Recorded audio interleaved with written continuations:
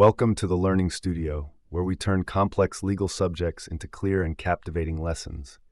In today's episode of our law series, we step into the world of film, music, broadcasting, social media, and storytelling, with a focus on media and entertainment law.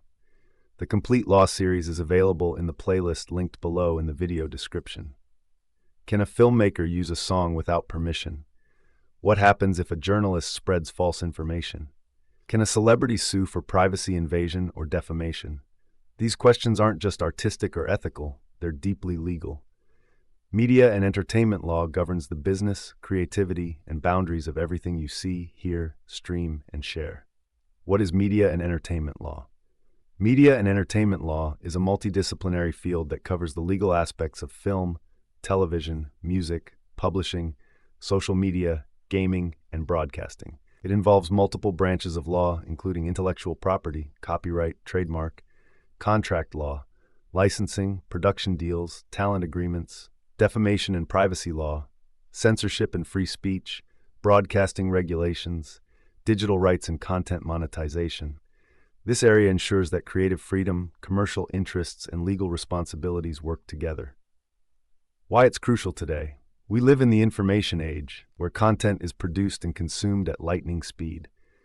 A single tweet, video, or blog post can go viral, so the legal stakes are higher than ever.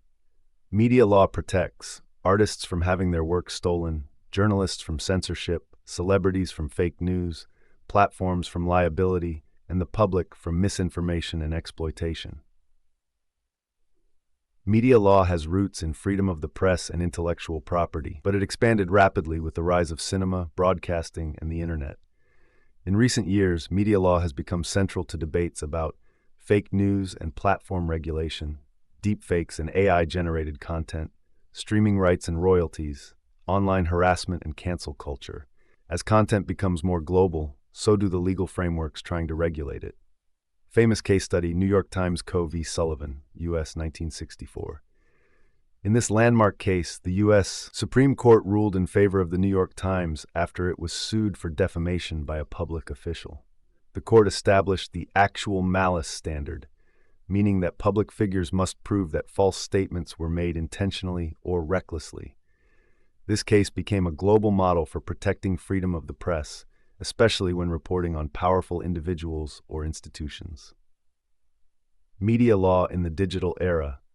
Today's legal challenges include: who owns content on platforms like YouTube or TikTok? Can influencers be sued for false endorsements? How do AI tools affect copyright? What happens when online content crosses international borders? Media law is no longer just for Hollywood, it's for content creators, startups, journalists, and digital consumers everywhere. What's next? If you're interested in law, entertainment, digital media, journalism, or creative production, this is one field where art meets law and creativity meets contracts. In upcoming videos, we'll dive deeper into copyright law, defamation, licensing agreements, and the future of legal frameworks in the age of AI and streaming.